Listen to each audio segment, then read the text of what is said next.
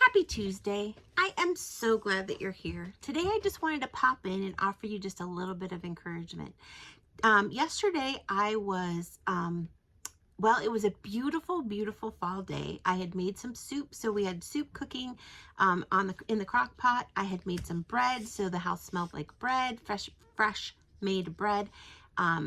The smells of soup. I had done some laundry. It was a really, really good day. It was just, I had a candle lit.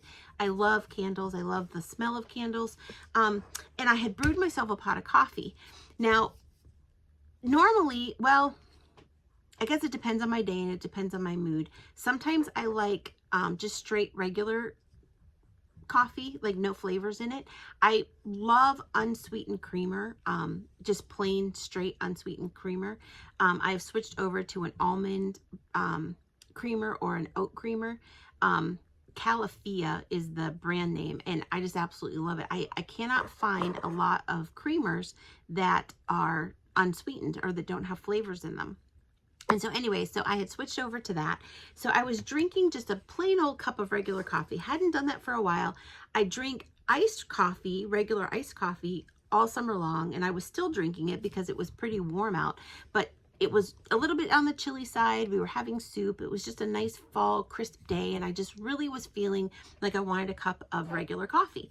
And so I brewed myself a pot. And this was the first time I had had regular hot coffee with this creamer, this new creamer. And I was drinking it, and all of a sudden I'm like, I just really don't like this. And I thought, well, I can torture myself and I can drink the whole pot because nobody else was home. But I thought, why? Life is short, and sometimes it's okay to take care of yourself. Sometimes it's okay to just do those little things that just bring you joy. So I dumped the pot of coffee. I made myself instead blueberry coffee, which is what I'm drinking today because I'm drinking the rest of it. I only had a half a pot yesterday. So the rest of it I'm drinking today. And I'll tell you what, it made me think about this encouragement. It made me think about what I wanted to share with you today. And that is treating ourselves gently, taking care of ourselves is important.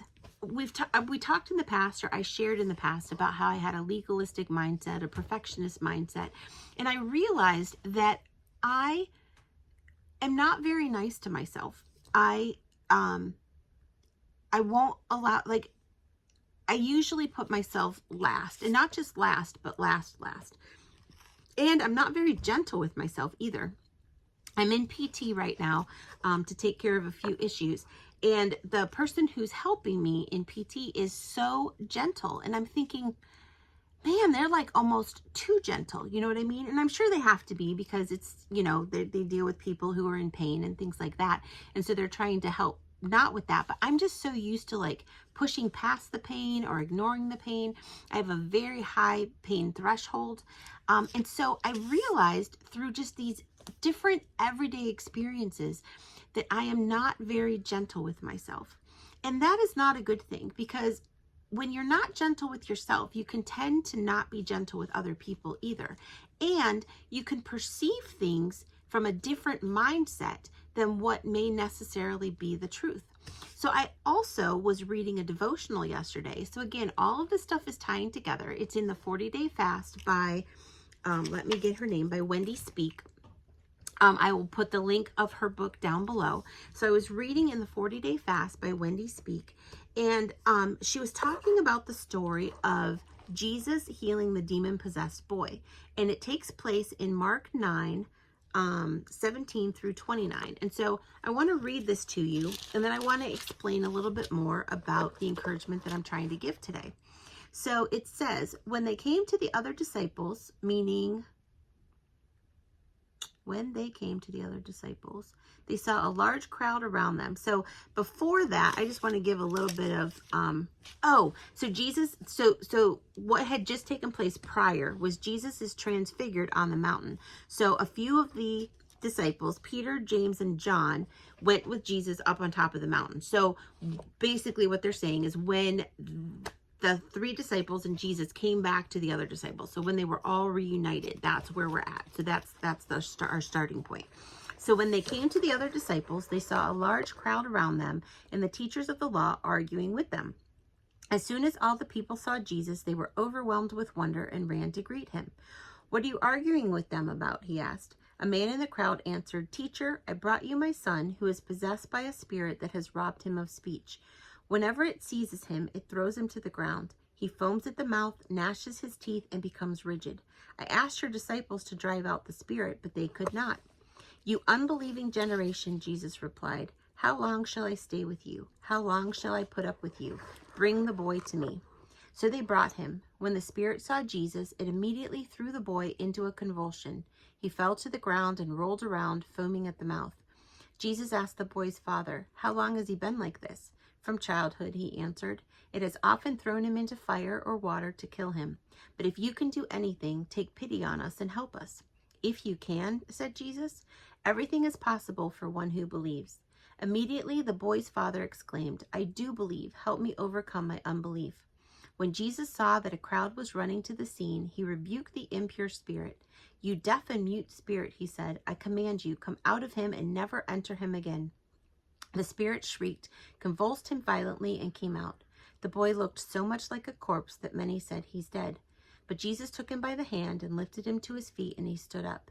After Jesus had gone indoors, his disciples asked him privately, "Why couldn't we drive it out?" He replied, "This kind can come out only by prayer." Now, what I want to explain to you is that when I read this, or when I read this in my devotional, I read it as, "You unbelieving," no, yeah, so when the man came to Jesus and said, "Teacher, I brought you my son who's possessed by the spirit. I asked your disciples to take him out, or take the spirit out, get him better, heal him, and they couldn't do it." And when I read it in my mind, when I have read this story, "You unbelieving generation, how long should I stay with you? How long should I put up with you? Bring the boy to me." So basically, in my opinion, or in my mind, Jesus is exasperated with all these people because they're just not getting it. And then he says, "If you can," said Jesus, "everything is possible for one who believes." And I almost kind of give Jesus a little bit of a sarcastic tilt to it. So I say all that to say that has always been my interpretation of that story, that Jesus is frustrated, Jesus is angry, Jesus is sarcastic. Well, I mean, he doesn't sin, so he's not sarcastic, but he's frustrated, and he's like put up with everything that he's going to put up with these people.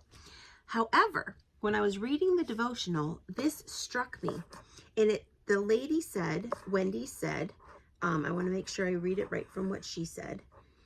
She goes, so she wrote, when reading that passage, oh, never mind, that's what I said. So the devotional author's words were, "I love to consider the gentle tone of Jesus's voice as he responded, 'If you can, all things are possible for one who believes.'" How much different is it when you read it? "I love to consider the gentle tone of Jesus. If you can, all things are possible for one who believes."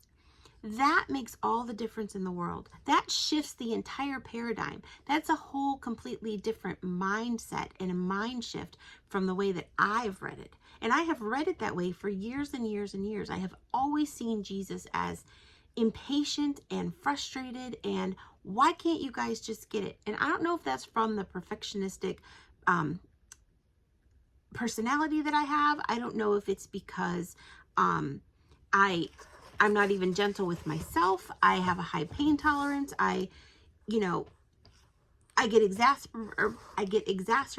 exasperated when my body doesn't do what it's supposed to do, or what I think it's supposed to do, or things take too much longer, or I'm not getting it mentally. I'm not figuring out something as quickly as I think I can.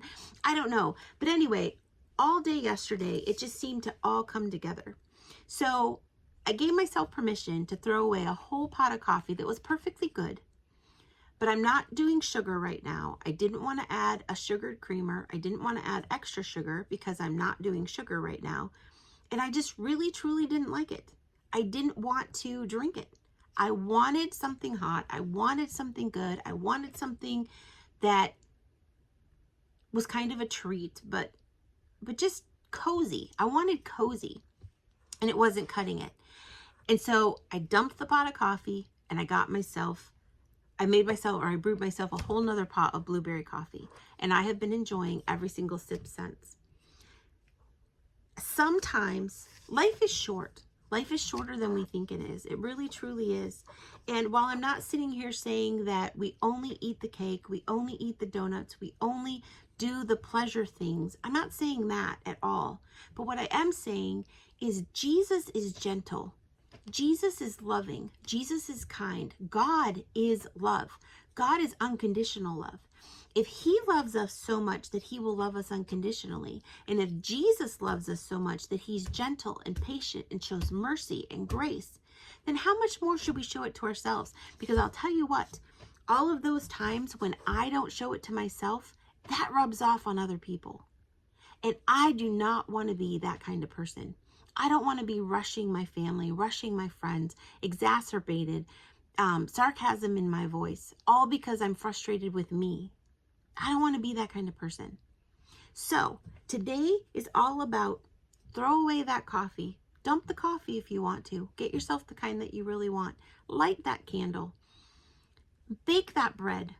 Eat that soup. Take that walk. Even last night, we ended up taking a walk. I had tons of work that I still had to do, things that I needed to check off the box. But my husband walked around the corner and he said, hey, I'm going to go around the block. And I said, oh, can I go with you? I knew that that would set me back with getting my work done. But it was a beautiful day. Why would I not want to spend it with my husband? Our youngest ended up going with us. It ended up being a wonderful 20-30 minutes. So dump the coffee, take the walk, take the nap. Life is short. Be gentle with yourself. God is gentle with us. So why can't we be gentle with us? If you liked this video, hit the like button. If you would subscribe, I would greatly appreciate it.